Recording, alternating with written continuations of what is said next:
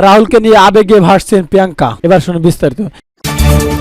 এবার কংগ্রেসের ফল ভালো হতেই মুখ খুললেন প্রিয়াঙ্কা গান্ধী ভদ্র। তিনি এক্স হ্যান্ডেলে লিখেছেন, তুমি সব সময় দৃঢ়ভাবে দাঁড়িয়েছিলে। তারা কি বললেন, তারা কি করলেন সেটা কোনো ব্যাপার নয়। তুমি কখনো পেছন ফিরে তাকাওনি। তুমি সত্যের জন্য লড়াই ছেড়ে বেরিয়ে আসেনি। তারা একে অপরের এক মিথ্য ছড়িয়ে গেছে। তারা তোমার দিকে বারবার রাগ ঘৃণা ছড়িয়ে দিয়েছে, কিন্তু তার বিনিময়ে তুমি সেটা ফিরিয়ে দাওনি। তুমি ভালোবাসা, সত্যি আর হৃদয়ের দয়াশীলতার সঙ্গে লড়াই চালিয়ে গেছো। যারা এতদিন তোমার দেখতে পায়নি তারা এবার তোমায় দেখতে পাবে।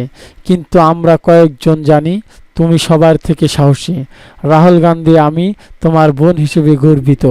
এরপরে তিনি লাভ সাইন দেন। বারবার আক্রমণ নেমে এসেছিল, বারবার তাকে কটাক্ষ করেছিল বিজেপি মোড় খাওয়া নেতৃত্ব, কিন্তু এরপরও নিজের অবস্থান থেকে সরে আসেনি রাহুল গান্ধী। আর ঝড় বিধ্বস্ত সেই দিনগুলো বারবার পাশে থেকেছেন প্রিয়াঙ্কা গান্ধী। সবাই সমিতি, রাস্তায় ভার জোড়যাত্রায় বারবার দেখা গেছে রাহুল প্রিয়াঙ্কাকে। ভাইয়ের প্রতি বোনের এই স্নেহ, এই ভালোবাসা নিঃসন্দেহে ভারতের পরিবারে একটি বিশেষ দিক। তবে সব সময় দেখা দিয়েছে দাদা রাহুলের পাশে সব সময় থেকেছেন প্রিয়াঙ্কা। রাহুলের বিরুদ্ধে যখনই আঙ্গুল তুলেছেন বিজেপি নেতৃত্ব, তখনই তার পাশে দাঁড়িয়েছে প্রিয়াঙ্কা। এদিকে এবার ভোটে দাঁড়ায়নি প্রিয়াঙ্কা গান্ধী, কিন্তু সবসময় থেকেছেন রাহুলের পাশে। এ নিয়ে সমালোচনার পাত্র হতে হয়েছেন তাকে। আর রাহুল 4 তারিখ ফল প্রকাশের পর বলেন, উত্তরপ্রদেশের নির্বাচনে লড়াই আমার বোন প্রিয়াঙ্কা একটি বড় ভূমিকা ছিল। তিনি আরো বলেন, উত্তরপ্রদেশের মানুষ চমৎকার ভূমিকা নিয়েছেন। ইউপির লোকেরা দেশের রাজনীতি ও সংবিধানের বিপদ বুঝতে পেরেছিলেন। তারা সংবিধানকে রক্ষা করলেন। কংগ্রেস পার্টি এবং ভারত জোটকে সমর্থন করার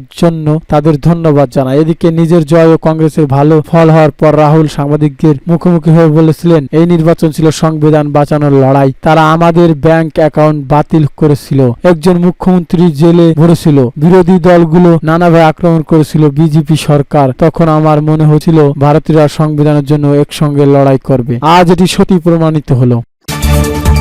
লোকসভায় বিরোধী দলনেতার পদে কি রাহুল গান্ধী? এবার শুনুন বিস্তারিত।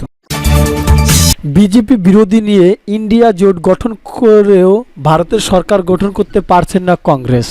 তবে দেশটির প্রধান বিরোধী আসনে কংগ্রেসই, কেননা বিরোধী দল হিসেবে পার্লামেন্টে জায়গা পেতে হলে লোকসভায় মোট আসনে 10% জিততে হবে। আর এই কারণে স্বাভাবিকভাবেই লোকসভায় প্রধান বিরোধী দলনেতা কে হবেন তা নিয়েই জল্পনা শুরু হয়েছে। 2019 সালের লোকসভায় নির্বাচনে কংগ্রেস ভরাডুবি হয়েছিল। তখন ব্যর্থতা দায়ভার নিয়ে দলটির সভাপতি পদ থেকে সরে দাঁড়ান রাহুল গান্ধী। কিন্তু সদ্য সমাপ্ত লোকসভায় নির্বাচন কংগ্রেস ঘুরে দাঁড়ানোর বড় কৃতিত্ব রাহুলের বলেই মনে করেন সংশ্লিষ্ট। তাই কংগ্রেসের নেতা রাহুল গান্ধীকে বিরোধী দলীয় নেতা হিসেবে চান দলটির অনেক নেতা।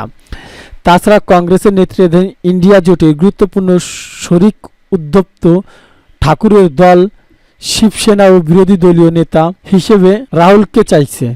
বৃহস্পতিবার সকালের দিকে কংগ্রেসের নির্বাচিত সংসদ সদস্য মানিক ঠাকুর সামাজিক যোগাযোগের মধ্যে এক পোস্টে রাহুলকে বিরোধী দলীয় নেতা করার বিশেষ ব্যক্তিগত মত দিয়েছেন। তামিলনাড়ু বিরুধুনগর থেকে নির্বাচিত কংগ্রেস এই সদস্য লিখেছেন, আমি আমার নেতা রাহুল গান্ধীর নামে ভোট চাইছি। আমি মনে করি লোকসভায় তারই কংগ্রেস নেতা হওয়ার উচিত। আমার আশা কংগ্রেস নির্বাচিত বিধানসভার সদস্য এমনটি চাইবেন।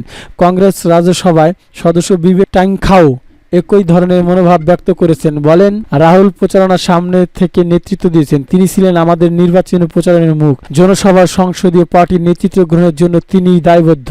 তবে হ্যাঁ, রাহুল গান্ধী নিজেই বিষয়ে সব সিদ্ধান্ত একা নিতে পারেন না।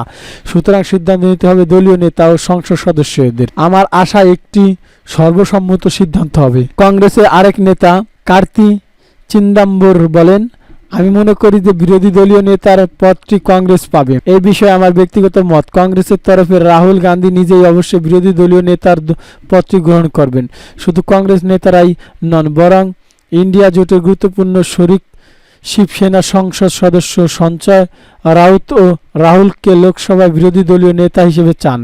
তিনি এক সংবাদ সম্মেলনে বলেন, রাহুল গান্ধী নেতৃত্ব গ্রহণের জন্য প্রস্তুত থাকলে আমরা আপত্তি করব কেন? তিনি নিজেকে একজন জাতীয় নেতা হিসেবে একাধিকবার প্রমাণ করেছেন। তিনি অন্যতম জনপ্রিয় নেতা। আমরা সবাই তাকে চাই। তাকে পার্লামেন্টে বিরোধী দলীয় নেতা করা নিয়ে জোটের কোনো আপত্তি বা মতানৈক্য নেই।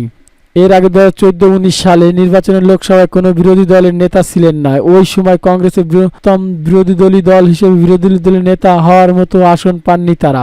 ফলে প্রথম মেয়াদে মল্লিকার্জুন এবং দ্বিতীয় মেয়াদে অধীন চৌধুরী বিরোধী দলের নেতা ছিলেন। এবারে নির্বাচনে অধীনে হেরে গেছেন কেবল তিনি নয়, মধ্যপ্রদেশের দিগ্বিজয় সিংহ, ছত্তিশগড়ের সাবেক মুখ্যমন্ত্রী ভূপেশ বঘেল, রাজস্থানের সিপি যোশী এবং হিমাচলে আনন্দ শর্মার মতো প্রবীণ নেতারাও হেরে গেছেন।